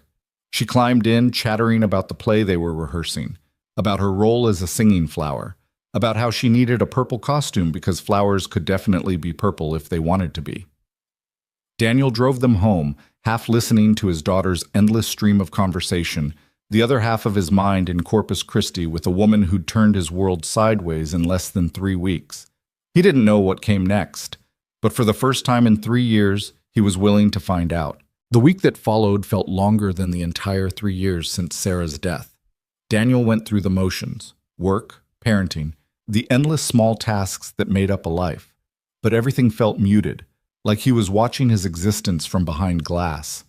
He hired a temp to handle the administrative work, a retired accountant named Helen, who was efficient and professional and absolutely nothing like Lena.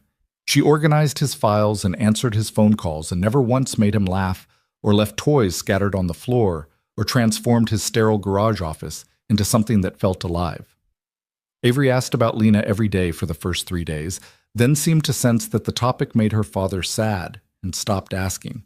But Daniel caught her looking at the toy truck Leo had left behind, the one that still sat on the shelf where Daniel had placed it like a talisman.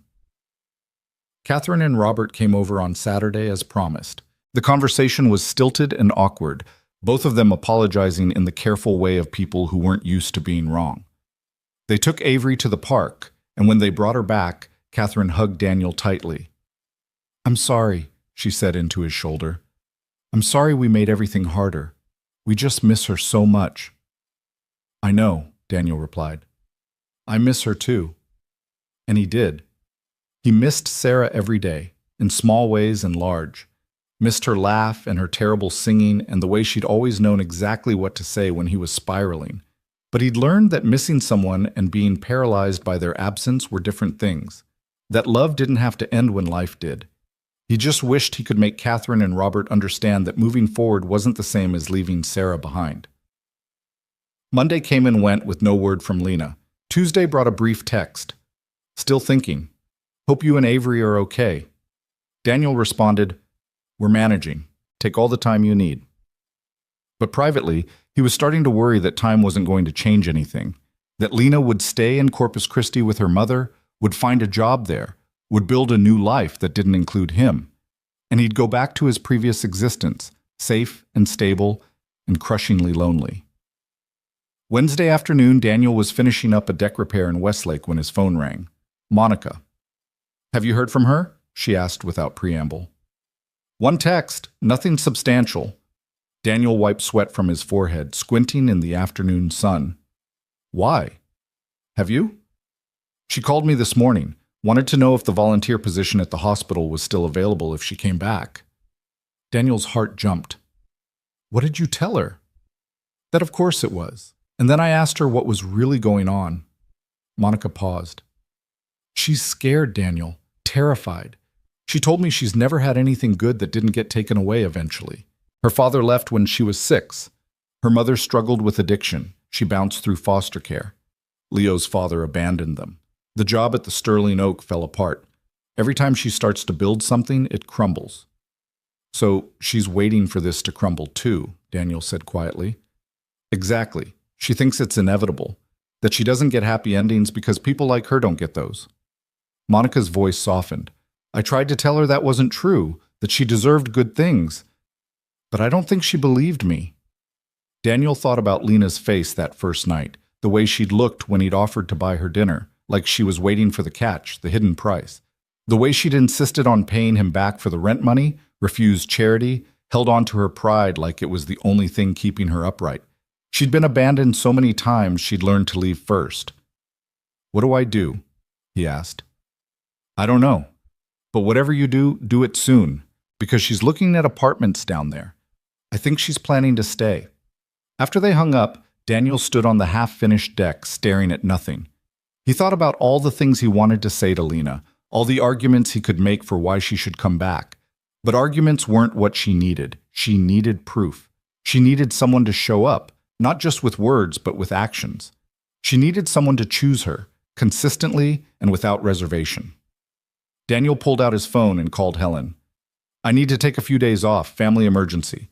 Can you reschedule the Martinez job for next week? Of course, Helen said without question. Everything all right? It will be, Daniel said, hoping it was true. His next call was to Monica. Can you watch Avery for a couple days? I need to go to Corpus Christi. About time, Monica said, and he could hear her smiling. Bring her over whenever you're ready. But Daniel picked up Avery from school early, claiming a dentist appointment she didn't have. In the truck, he turned to face his daughter. I need to talk to you about something important, he said. Avery's eyes went wide. Am I in trouble? No, baby. Nothing like that. Daniel took a breath. You know how Lena went away to think about some things? Yeah. Well, I'm thinking about going to see her, to talk to her, to tell her that we want her to come back. He watched his daughter's face carefully. But I need to know how you feel about that, about Lena, about the possibility of her being in our lives more. Avery was quiet for a long moment, her small face serious. Do you love her? The question was so direct it took Daniel's breath away. I think I might. Is that okay? Does she love you? I don't know. Maybe. That's part of what I need to find out. Avery played with the zipper on her backpack, thinking. I miss Mommy, she said finally. Every day. And sometimes I'm scared I'm going to forget what she looked like, or what her voice sounded like, even though we have pictures and videos. Me too, Daniel admitted. But Lena's nice, and Leo's fun, and you smile more when they're around. Avery looked up at him with those impossibly wise eyes. Mrs. Chen says our hearts can hold lots of love at the same time. We don't have to throw away love for Mommy to make room for love for someone else. Daniel's throat tightened. Mrs. Chen is a very smart lady. So if you love Lena, that's okay. It doesn't mean you don't love Mommy anymore. Avery reached over and took his hand. And if Lena comes back, I'd be happy. Because you'd be happy. And maybe Leo could teach me more Spanish words. He knows truck in Spanish. Daniel pulled his daughter into a hug, pressing his face into her hair. When did you get so wise? I've always been wise, Avery said matter-of-factly. You're just slow at noticing. They drove to Monica's house, where Avery packed a bag for a few days with the kind of dramatic flair only a 7-year-old could muster. Monica pulled Daniel aside while Avery was choosing which stuffed animals were essential for her stay. You're doing the right thing, she said. Am I? Or am I just being selfish, pushing for something she's clearly not ready for? You're showing up. That's what people who've been abandoned need to see. That someone will actually show up. Monica squeezed his arm. Now go, and don't come back without her. Daniel drove to Corpus Christi that night, the 4-hour journey passing in a blur of highway lights and late-night radio. He'd texted Lena, I'm coming to see you. Tomorrow. Please don't run. But hadn't waited for a response before leaving. He got to the coastal city around midnight and checked into a cheap motel near the bay. Sleep didn't come easy, his mind running through every possible version of the conversation ahead. What if she told him to leave? What if she'd already made up her mind to stay? What if he was too late? Morning came gray and overcast, typical for November on the Gulf Coast. Daniel showered, changed into clean clothes, and sat in his truck in the motel parking lot staring at his phone. He'd asked Monica for Lena's mother's address, claimed he needed to send Lena her final paycheck. It felt dishonest, but sometimes you had to bend the truth to get where you needed to be. The address led him to a small house in a working-class neighborhood, the kind of place where people kept their yards neat despite having limited resources. A compact car sat in the driveway, Lena's. He recognized it from the office. Daniel sat in his truck for a full 5 minutes, gathering courage. Then he got out and knocked on the door. An older woman answered, probably in her early 50s, but looking older, with dark hair streaked with gray and eyes the same shape as Lena's. She studied him with open suspicion. Can I help you? Mrs. Ortiz, I'm Daniel Brooks. I'm here to see Lena. Recognition flashed across her face. You're the one she's been crying about. I hope not, Daniel said. But yeah, probably. Mrs. Ortiz looked him up and down, assessing. She told me what you did, helping her after she got fired, giving her money, giving her a job. Her voice hardened. She also told me about your in-laws threatening to take your kid. That why you're here? To tell her to stay away? No, ma'am. I'm here to ask her to come back. Why would she do that? So she can be the reason you lose your daughter? That's not going to happen. My in-laws backed off. Daniel met her eyes steadily. I'm here because I care about your daughter, because she ran before we could figure out what this is between us, because I think she's scared of being happy, and I want to show her she doesn't have to be. Mrs. Ortiz studied him for a long moment. Then she stepped back, opening the door wider. She's in the back with Leo, playing in the yard. She paused. You hurt her? I don't care how nice you seem. I'll come to Austin and make you regret it. Understood, Daniel said. He walked through the small, neat house, past evidence of a life being carefully rebuilt. AA medallions on a shelf, inspirational quotes on the fridge, photos of Leo at various ages. Through the back window, he could see Lena sitting on the grass with her son, helping him stack blocks that he immediately knocked down with gleeful destruction. Daniel stepped out onto the small patio. Lena looked up, and her face went through a series of expressions: shock, confusion, hope, fear, before settling on something guarded. What are you doing here? She asked, not standing. You said you needed time to think. I'm giving you something to think about. Daniel moved closer, stopping a few feet away. Can we talk? Lena glanced at Leo, who was now examining Daniel with the intense focus of an 18-month-old trying to place a familiar face. Leo, sweetie, can you play with your blocks while Mommy talks to Daniel? The toddler seemed to consider this, then went back to his blocks. Lena stood, brushing grass from her jeans, and gestured toward the far corner of the yard where a weathered picnic table sat under a live oak. They sat across from each other, the table between them like a barrier. You drove 4 hours, Lena said.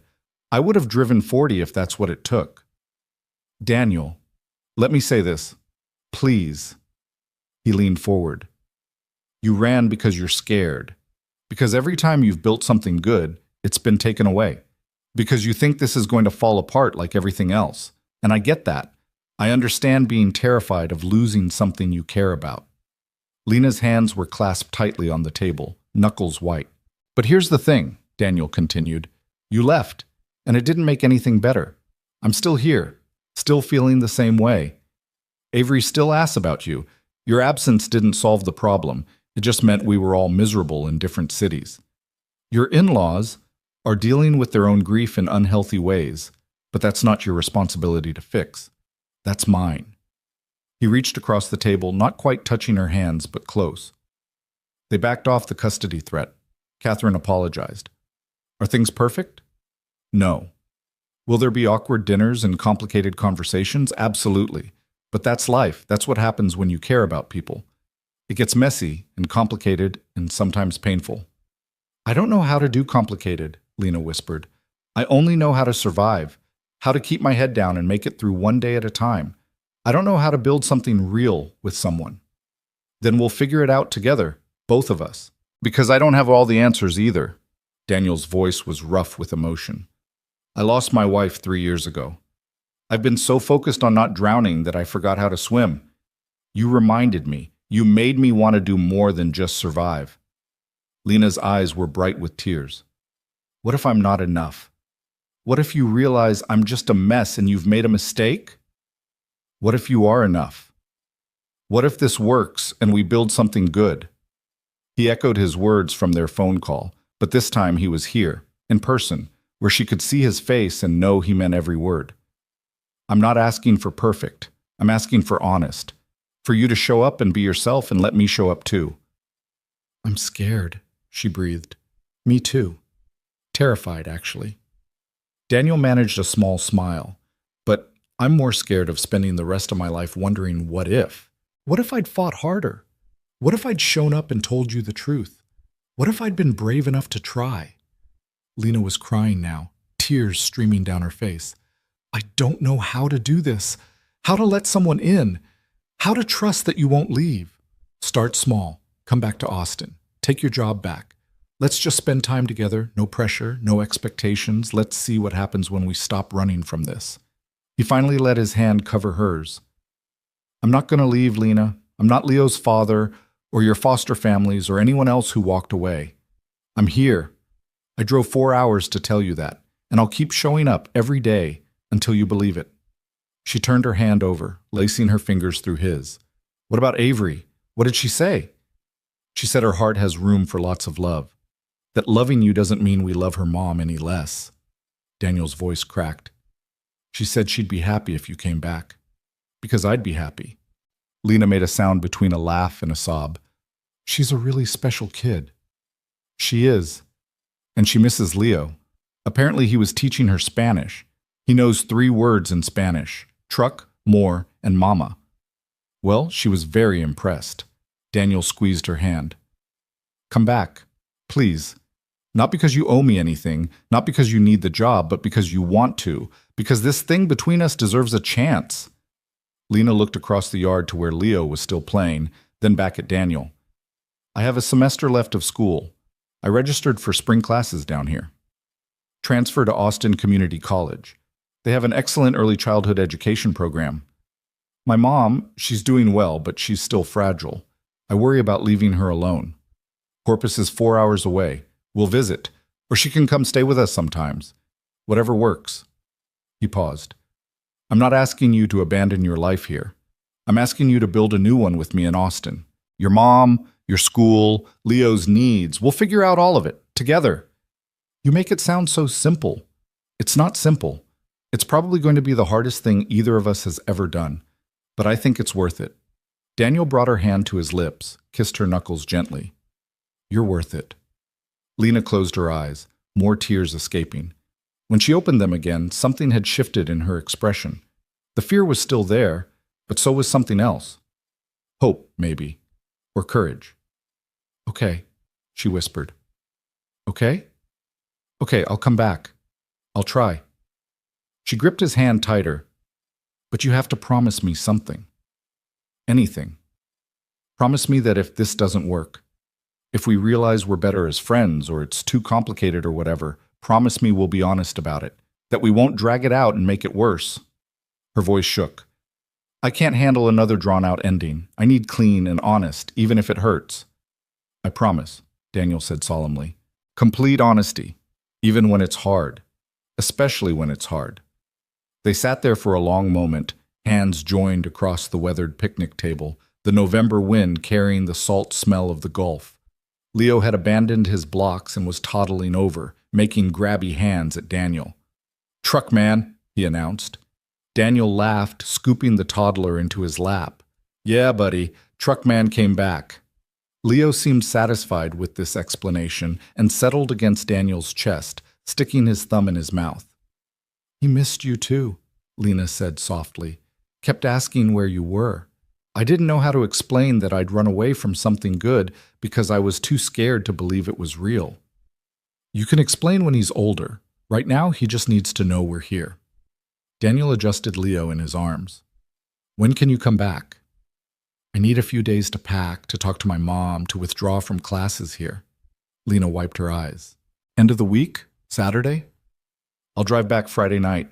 Help you pack. We can drive back together Saturday. You don't have to. I want to. I'm not letting you make that drive alone with all your stuff and a toddler. He smiled. Besides, this way I get a few extra hours with you. Lena's answering smile was tremulous but genuine. Okay, Friday night. Mrs. Ortiz appeared in the doorway then, arms crossed.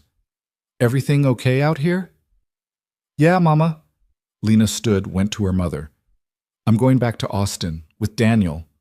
Her mother's expression was complicated, worry and hope and residual suspicion all mixed together. You sure about this, mija? No, but I'm going to try anyway. Lena hugged her mother tightly.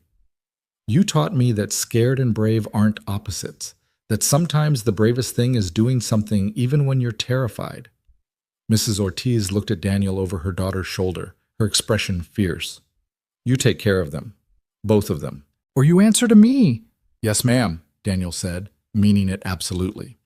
He stayed for lunch, a simple meal of sandwiches and fruit that felt momentous, because he was sitting at a table with Lena and her mother and Leo, being integrated into the small family unit they'd created. Mrs. Ortiz grilled him with questions about his business, about Avery, about his intentions, and Daniel answered honestly, holding nothing back. By the time he left that afternoon, Mrs. Ortiz had softened slightly, though she still watched him with the protective wariness of a mother who'd seen her daughter hurt too many times. Daniel drove back to Austin with his heart lighter than it had been in days. He called Monica from the road. She's coming back, he said when she answered. I knew it, Monica was practically shouting. I knew you could convince her. When? Saturday. I'm going back Friday to help her pack. He paused. Monica? Thank you. For everything. For setting up the date, for tracking her down, for believing this could work. That's what family does, Monica said simply. We show up. Now get home and tell Avery the good news. Avery's reaction was exactly what Daniel expected. She shrieked with joy, jumped on the couch despite house rules, and immediately started planning what she wanted to show Leo when he came back. She insisted on making a welcome home banner that was more glitter than paper. The rest of the week crawled by. Daniel worked through his jobs with renewed energy, getting everything finished or delegated so he could take the weekend off guilt-free. He cleaned the house, bought groceries, and tried not to think too hard about what came next. Friday evening, he drove back to Corpus Christi, arriving at Mrs. Ortiz's house just as the sun was setting. Lena met him at the door, and the hug she pulled him into was tight and desperate and full of unspoken promises. They spent the evening packing her sparse belongings, clothes that fit in 3 suitcases, Leo's toys and books, a few kitchen items, photographs. Everything she owned in the world fit in the back of her car and Daniel's truck. Travel light, Lena said when she saw Daniel's expression. It's easier to run when you don't have much to carry. You're not running anymore, Daniel said firmly. And if you need stuff, we'll get you stuff. Furniture, kitchen things, whatever. You're building a life, not preparing for the next escape. Saturday morning, Mrs. Ortiz cried when they left, hugging Lena so tight Daniel worried she might not let go. But finally they were on the road, Lena's car following Daniel's truck. Leo secured in his car seat with a new toy Daniel had brought. The drive back felt different from all the other times Daniel had made this journey. This time, he was bringing something precious with him. This time, he was moving towards something instead of away from it. They arrived in Austin mid-afternoon. Daniel had arranged for Lena to rent the garage apartment behind Monica's house, small but infinitely better than the studio in Riverside, and Monica had offered it at a rate Lena could actually afford with her job at Daniel's office. "It's not charity," Monica said when she showed Lena the space. "It's been empty for months, and I hate having it sit unused. You'd actually be doing me a favor." Lena looked at Daniel, and he could see her making the calculation, trying to figure out if this was pity or genuine. He nodded slightly. "Trust," his expression said. "Try to trust." "Okay," Lena said. "Thank you. This is perfect." They spent the rest of the afternoon moving her in, Monica and Tom helping haul boxes while Avery entertained Leo. It felt right, this gathering of people who'd decided to show up and help. This makeshift family they were building from grief and hope and sheer stubborn determination. That night, after everything was unpacked and Avery was asleep and Leo was tucked into his new room, Daniel and Lena sat on the small patio behind her apartment. The Austin skyline glowed in the distance. "I can't believe I'm really here," Lena said quietly, "that I actually came back." "I can," Daniel replied. "You're braver than you think. Or stupider." But she was smiling. "Maybe both." He took her hand. "So, what now?" "Now we take it slow. We figure out what this is. We don't rush." She looked at him. "And we're honest. About everything." "Complete honesty," Daniel agreed. "Starting with this. I'm falling in love with you. I don't know if it's too soon to say that or if it makes things weird, but I promised honesty." Lena's breath caught. "That's terrifying to hear." "I know. I think I might be falling in love with you too. But I don't trust it yet. I keep waiting for it to disappear." "It won't disappear. I won't disappear." He brought her hand to his lips again. "I'm here. For as long as you'll have me." They sat in the darkness, hands joined, not kissing or making promises they couldn't keep. Just being together. Just trying to believe that maybe, possibly, this could work. The months that followed weren't easy. There were awkward dinners with Catherine and Robert, who struggled to accept Lena but tried for Avery's sake. There were moments when Lena's old fears surfaced and she'd pull back, convinced it was all about to fall apart. There were late nights when Leo was sick and Lena was exhausted and Daniel was overwhelmed with work, and they'd snap at each other and have to learn how to fight fair and forgive. But there were good moments too. Avery and Leo's friendship blooming into something that looked like siblings. Lena finishing her degree in early childhood education, walking across the stage with Daniel and both kids cheering. Her first job as a teaching assistant at a preschool, coming home excited about curriculum and child development. Daniel's business growing because Lena's organizational skills freed him to take on bigger projects. Date nights at diners and parks, and eventually nicer restaurants, though they both agreed they preferred the places where crying children were welcomed. Family dinners with Monica and Tom, with Catherine and Robert slowly thawing. Leo's second birthday party in Monica's backyard, 20 kids running wild while the adults tried to maintain order. Small moments that added up to a life. Lena asked for time before they made it official, before they combined households completely. She needed to stand on her own first, to know she could make it independently before choosing to build something together. Daniel gave her that time, patient in a way he'd never been before. 8 months after she came back to Austin, Lena showed up at Daniel's house one evening after the kids were asleep. She stood on his porch, determination written across her face. "I'm ready," she said. "Ready for what?" "Ready to stop being scared. Ready to choose this. Choose us." She stepped closer. "I love you, Daniel Brooks. I love your daughter, and your patience, and the way you showed up when no one else did. I love that you never made me feel like a charity case or a burden. I love that you waited." Daniel pulled her into his arms, breathing in the scent of her shampoo, feeling the rightness of her against him. "I love you too," Have loved you since you apologized for bringing your baby to that restaurant and looked at me like you were bracing for the world to end."